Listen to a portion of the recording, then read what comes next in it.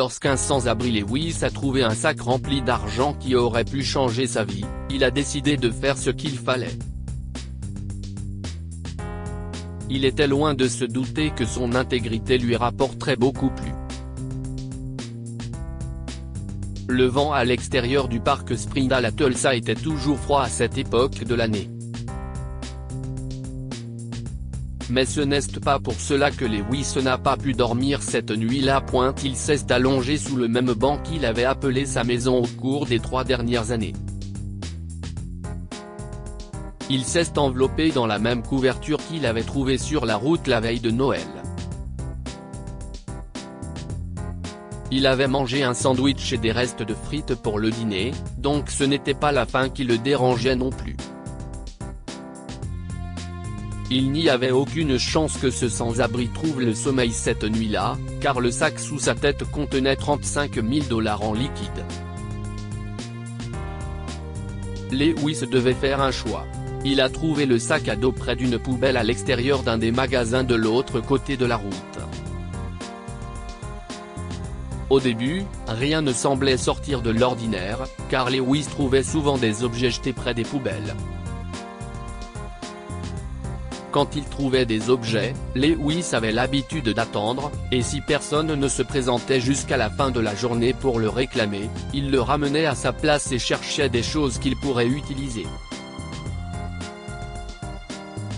Lorsque Lewis ouvrit le sac, il vit de multiples paquets rectangulaires enveloppés dans des foulards colorés. Il est devenu un peu méfiant, mais rien ne l'a préparé aux liasses de billets qu'il a vues en les détachant. Lewis s'est précipité avec le sac vers un coin plus isolé du parc pour éviter toute attention indésirable. En examinant les liasses de billets, il s'est dit, pour ce que je ne sais, il pourrait s'agir de faux.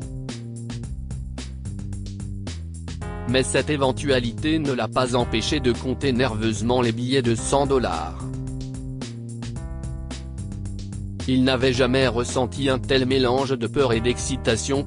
Il a rapidement refermé le sac, l'a placé sous son banc et s'est allongé dessus. Dans son esprit, c'était la seule façon de le garder en sécurité. À mesure que la soirée avançait, Lewis est passé par toutes sortes d'émotions.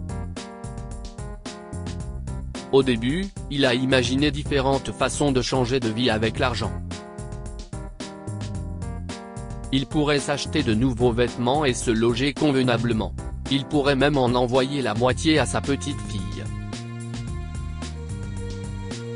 Cela se ferait dans l'anonymat, bien sûr, étant donné qu'elle avait coupé les ponts avec lui il y a quelques années. Mais ses pensées se sont ensuite détournées vers un monde plus sombre et plus familier. Lewis commença à s'imaginer en train de parier l'argent dans un club pour gagner une somme encore plus importante au cours d'une nuit de jeu.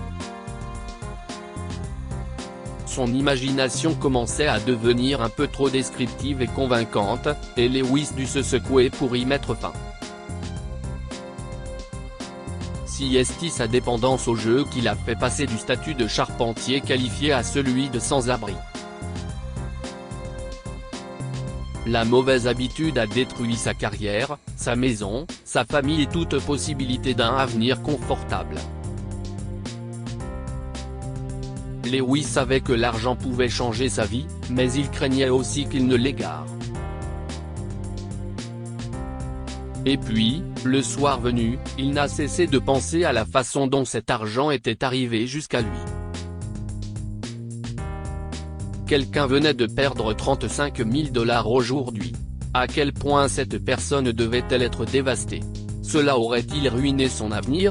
Lewis continuait à penser à cette personne tout en ayant des flashs du jour où il avait lui-même perdu tout son argent et sa maison. À ce moment-là, il a su ce qu'il devait faire. Je ne peux pas garder cet argent, même si j'en ai besoin. Le lendemain matin, il s'est rendu au poste de police le plus proche et a remis le sac aux autorités. Il a précisé l'endroit où il l'avait trouvé et la quantité d'argent qu'il contenait. Les autorités lui ont demandé de fournir quelques informations personnelles et l'ont laissé partir. Les autorités ont parfaitement réussi à cacher leur surprise face à cet incident. En regardant les Lewis partir, ils se sont demandé pourquoi un homme qui vivait aussi pauvrement que lui se séparait de l'argent qu'il avait miraculeusement trouvé. L'honnêteté de Lewis a attiré l'attention du voisinage. Un mois plus tard, lors d'une cérémonie de félicitations destinée à récompenser et à célébrer les héros locaux, il a reçu une plaque commémorative et $1000 pour son intégrité. Lewis s'est senti profondément honoré. Mais plus encore, il était ravi d'être connu, d'être applaudi et d'être l'objet d'un sourire. Il n'avait jamais imaginé recevoir un prix pour quoi que ce soit dans sa vie. Et rapidement, des choses encore plus étranges commencèrent à se produire. Il a remarqué que les gens qui venaient au parc le demandaient et lui apportaient de la nourriture et des vêtements. Il a été surpris de voir autant de jeunes vouloir passer du temps avec lui et l'intervieweur. Il n'avait plus de place pour garder les cadeaux. Tout en étant reconnaissant, il ne pouvait s'empêcher de s'interroger sur les raisons de cette soudaine vague d'amour et de soutien de la part du public. Un jour, un homme s'est approché de lui et lui a demandé « Monsieur Lewis Bennett ? Je suis de la Providence Bank. S'il vous plaît, venez avec moi. » Lewis accompagna nerveusement l'homme en voiture jusqu'à la banque. À sa grande surprise, il est accueilli chaleureusement par le directeur de la banque, qui le fait asseoir et lui fait une révélation surprenante. CIST 4 fois la somme que Lewis avait trouvée et rendue l'autre jour. Quoi ? Ce n'est pas possible. Ce doit être une erreur. Vous vous êtes peut-être trompé de personne, a dit Lewis en essayant de cacher son étonnement et son inquiétude. Ne vous inquiétez pas, monsieur. Le montant devait être versé sur votre compte.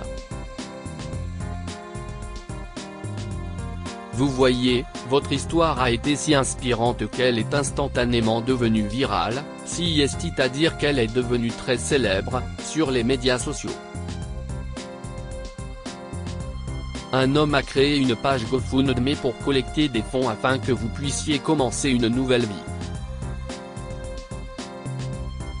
Sur un grand écran dans la salle de conférence, le directeur a montré à Lewis les vidéos de l'interview virale et la page GoFundMe qui lui est consacrée.